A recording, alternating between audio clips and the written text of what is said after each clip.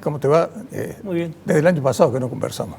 Pero en materia política las cosas se han ido empeojando, como se puede decir, porque hay una rispidez cada vez más fuerte por parte de la oposición y unas respuestas por parte del gobierno que también son muy virulentas. Es decir, si algo ha venido sucediendo es que existe un distanciamiento cada vez mayor entre quienes gobiernan y quienes están en la oposición, y han ido creciendo las manifestaciones populares que no tienen un líder. Ese es un tema que vamos a tratar enseguida, y que al gobierno le producen gran escozor, sobre todo en momentos actuales.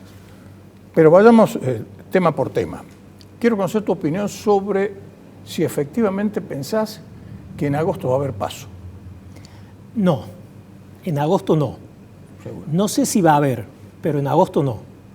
O sea, es probable, para mí hay dos posibilidades. Una, que se suspendan, y otra, que no se hagan. Tal vez la primera sea la que más probabilidades tenga, que haya paso, pero no en agosto, sino más adelante. Y eso dependería, desde tu punto de vista, de que políticamente o, por ejemplo, de la vacunación y al mismo tiempo de una cierta recuperación económica. La argumentación va a ser sanitaria, razones sanitarias. Pero esas razones siempre esconden una motivación política. El gobierno supone que durante el año va a mejorar su situación política y por lo tanto mientras más tarde se vote, mejor. Esa es la especulación del gobierno y esa es para mí la razón por la cual o se suspenden o no se hacen. Claro, porque el gobierno tiene un arma política que no es menor y que va de suyo en lo que estábamos diciendo, que es ir recorriendo el arco a la oposición. Claro. Porque si las elecciones fueran hoy, con el nivel de descrédito que tiene el presidente Fernández, sería un golpe realmente durísimo, ¿no? Sobre todo con algunas manifestaciones, por ejemplo, públicas, de quien se acaba de ir del Ministerio de Salud, que dice, si yo hablo, se cae el gobierno. Es decir, cuando dicen, epa, ¿qué está diciendo Ginés González García? Es decir, ¿qué sabe? En algún momento va a abrir la boca. Es decir, le van a seguir tirando todo el fardo a él cuando ha habido una serie de errores muy grandes en el tema de vacunación. Ese tendría que haber ido hace muchísimo tiempo, ¿no? Es decir, sus claro. errores eran prácticamente uno tras de otro, cuando dijo primero que no iba a llegar y después que cuando llegó y lo iban corriendo de atrás. Pero la situación del gobierno en este momento es particularmente delicada, pero tiene esa arma de ir corriendo el arco, que es lo que me llevó a hacerte la pregunta que te estaba formulando en el sentido de si iba a haber o no paso. Y una gran ayuda de la oposición. ¿Qué te parece? Porque muchas veces los oficialismos se desgastan políticamente, pero no siempre las oposiciones capitalizan ese desgaste. Y esa es la situación actual. O sea, el gobierno ha sufrido un desgaste, pero la oposición no se ha fortalecido. La oposición política. Exacto. El desgaste del gobierno no supone el crecimiento de Patricia Bullrich, por ejemplo, o de Alfredo Cornejo, para nombrar a los presidentes Exacto. del PRO y de la Unión Cívica Radical. Entonces, el gobierno se permite, se da el lujo de desgastarse sin que nadie lo capitalice. Y hay un fenómeno muy raro, Gustavo, que yo recuerdo que lo hemos conversado, y que hay semejanza entre los oficialismos y las oposiciones, independientemente de los partidos de origen de cada uno. Porque el gobierno nacional tiene buenas relaciones con otros oficialismos de otros partidos, por ejemplo, con los gobernadores radicales, y hasta con Horacio Rodríguez Larreta. A pesar de que le están haciendo lo que le están haciendo, ¿no? Pero de todas maneras, cuando las papas queman, actúan claro, al unísono. Por ejemplo, la renegociación de la deuda fue en acuerdo con los gobernadores. Claro. Y la política sanitaria, más allá de los errores que ha tenido, ha sido en acuerdo con los gobernadores. O sea que entre los oficialismos tienen buena relación. El tema es entre los oficialismos y las oposiciones. El caso de Córdoba es igual. El gobierno de Córdoba puede cometer muchísimos errores, pero mientras la oposición sigue en la interna, nadie va a capitalizar esos errores.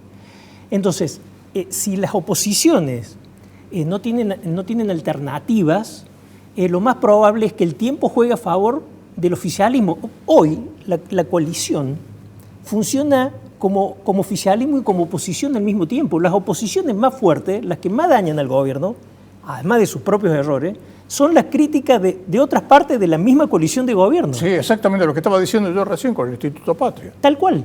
O sea, Patricia Bullrich se hace una convocatoria, una movilización popular, la verdad, ni le va ni le viene al gobierno. Mientras menos gente vaya, mejor.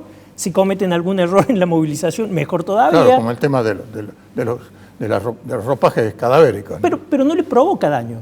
Ahora, alguien que hable por Cristina Fernández o que se supone que hable por Cristina Fernández, eso le provoca daño.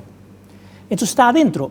Claro que siendo una coalición de distintas partes del peronismo y habiendo descubierto el peronismo que dividido pierde y juntos ganan, lo más probable es que lleguen juntos. Claro, si no, pregúntale a Massa. Pregúntale a Massa, decir, sin los votos de Massa, Fernández no ganaba. Claro. Pero se sabe, hay una serie de encuestas que se están conociendo que precisamente desde el sector de Frente Renovador es de donde están surgiendo las mayores críticas y los mayores descontentos de la gente que oportunamente lo votó a Fernández. Y claro, cuando uno desagrega cuáles son los votos de ese 48%, quiénes son los que no volverían a votar, son los que están relacionados más con el Frente Renovador. Porque además, los que siguen a Cristina van a seguir lo que diga Cristina.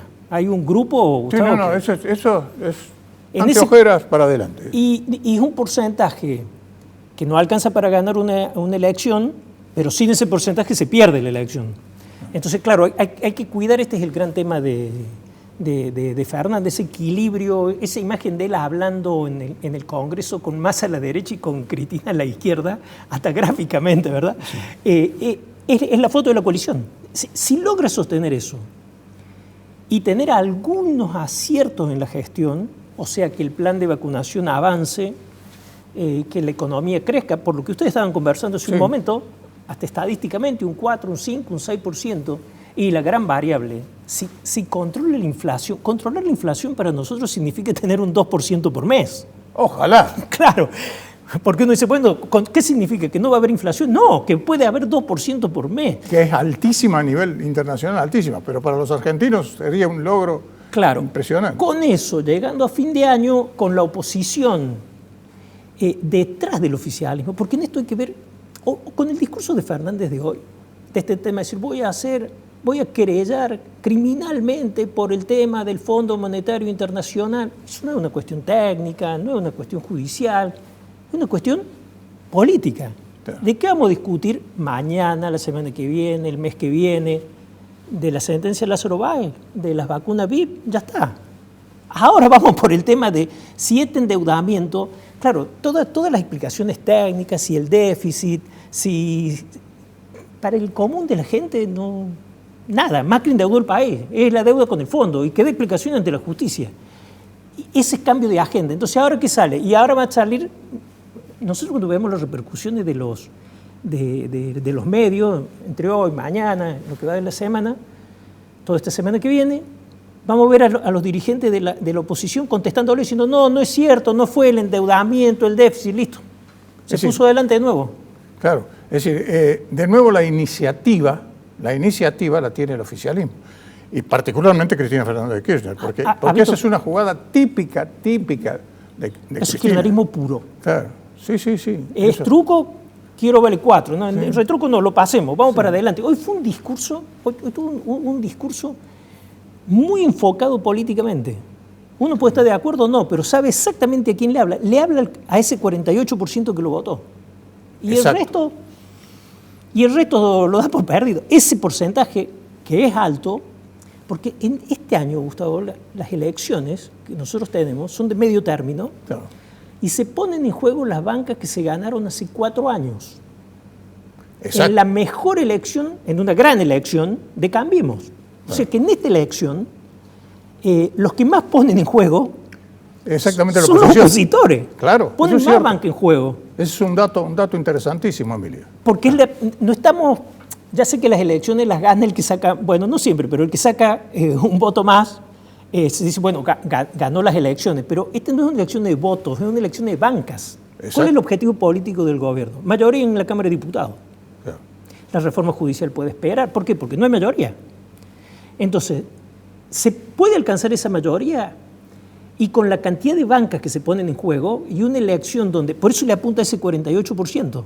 Si retiene, no digo todo el 48%, pero en una elección de medio término, si retiene el 40%.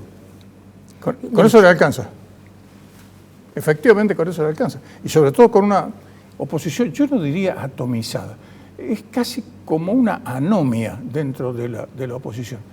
No tenés un referente que vos digas, tiene un peso su palabra, tiene un peso realmente importantísimo su opinión, es decir, cuando ese referente opina, todos los demás que están en la oposición están de acuerdo, pero no es así.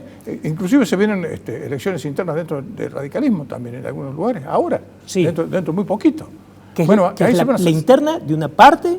De una parte de la oposición, falta el PRO todavía. Claro, falta el PRO. Y ahí también, atendeme, es decir, ¿se queda Macri como máximo líder, sí o no? ¿Quién lo reemplaza? ¿Rodríguez Larreta, sí o no? En la opinión pública está claro que el referente de la oposición es Rodríguez Larreta. Claro. Por la imagen que tiene. Claro. Una buena imagen, pero no tiene una personalidad descollante como es. Y además Patricia Bullrich le hace el trabajo sucio porque es la que lo critica. Exacto. Al gobierno, ¿verdad? Exacto. Entonces, ¿qué hace hoy Alberto Fernández cuando pone el tema de la deuda y lo pone a Macri? Dice, ¿por qué tan crítico? Ha sido más crítico hoy que hace un año. Sí. Porque lo elige Macri. Entonces, ahora, si alguien quiere defender, por ejemplo, el radicalismo va a tener que salir a defenderlo a Macri. Si lo defiende, paga el costo. Si no lo defienden, dice, están divididos. Es una jugada política de corte kirchnerista, pero ni siquiera de Cristina, Sí, de Néstor. De Néstor, sí. De acumulación de poder político de la nada. O sea, de decir, bueno, ¿contra qué? Es como si lo analicé y dije, ¿contra quién vamos a pelear?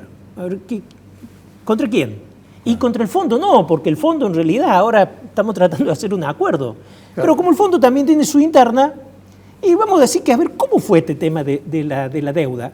Y viene la instalación de este tema, que es un gran... Ya los medios, hasta los medios menos afines al gobierno, ¿qué era el principal título hoy? Mientras hablaba Alberto y siguió. Ese. Objetivo cumplido. Listo. Vamos a discutir eso. Claro. ¿Cuándo va a terminar eso en una sentencia de algo? Sí, exacto. Nunca. Sí, efectivamente es así. Yo creo que además el gobierno, como parte de eso de estirar los plazos, yo creo que va a llevar a la larga el acuerdo con el Fondo Monetario Internacional. A la larga. A la larga. ¿Por qué? Porque llegar a un acuerdo con el fondo indudablemente va a haber que ajustar el torniquete. Sí. Y el gobierno no quiere que eso ocurra antes de las PASO, si es que hay PASO, ¿no? Sí, yo creo que el acuerdo con el fondo ya podría haberse realizado, inclusive. Por supuesto que se podría haber realizado. Porque ambas partes saben que tienen que firmar. Sí. Ahora, hoy lo dijo claramente Fernández, no estábamos apurados por este tema.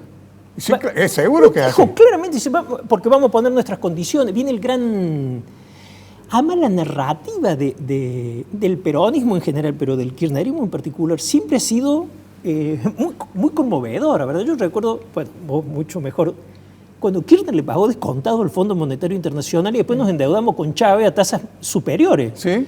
Pero la épica de pagarle al fondo, cuando el fondo siempre fue que se vaya el fondo, el imperialismo, el capitalismo... Primero le pagó al Club de París, ¿te acordás? Claro, pagarle de contado era una reivindicación revolucionaria, ahora le pagamos y que no vuelvan nunca más. O sea que después le sacamos 45 mil millones de dólares. Claro, pero mientras tanto, en los propios gobiernos del kirchnerismo nos endeudamos con Chávez a tasas superiores a las que le hubiéramos pagado al fondo. Sí, seguro que fue así. Pero lo que digo es la narrativa, que la política es un tema de... Sí. Es un relato. ¿Qué relato cree cada uno? Ahora, si la inflación, si a la gente no le alcanza, no hay más relato, o sea, no terminó. Sí. O sea, lo que está pasando, la quietud del dólar, la inflación, que están, digamos, para todas las cosas que han venido sucediendo relativamente calmas, todo eso se termina. El tema es, Gustavo, si el oficialismo tiene mayoría en diputados. Bueno, ahí agarrémonos los pantalones. Porque a veces depende ya de una capacidad de autocontrol. Efectivamente.